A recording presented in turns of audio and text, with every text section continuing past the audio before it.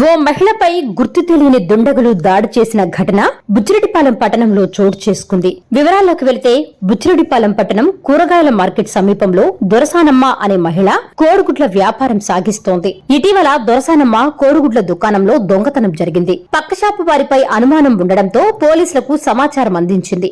ఈ క్రమంలో శుక్రవారం రాత్రి దుకాణం మూసి ఇంటికి వెళుతున్న సమయంలో గుర్తు తెలియని వ్యక్తులు తనపై దాడి చేసి ఆమెను గాయపరిచారు. ఇది కూడా పక్కషాపు వారిపైనేనని అనుమానం వ్యక్తం చేస్తోంది.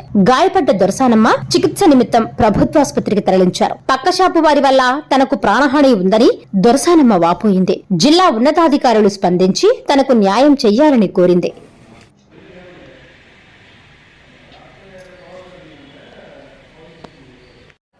నా పేరు దొరసానమ్మ.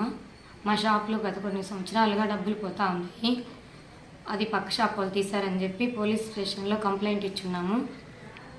ఈ కేసు ఫిర్యాదు దర్యాప్తు చేస్తున్న సమయంలో నిన్న రాత్రి షాప్ మూసి ఇంటికి వెళ్ళే సమయంలో కూరగాయల మార్కెట్ వీధిలో నా మీద దాడి జరిగింది.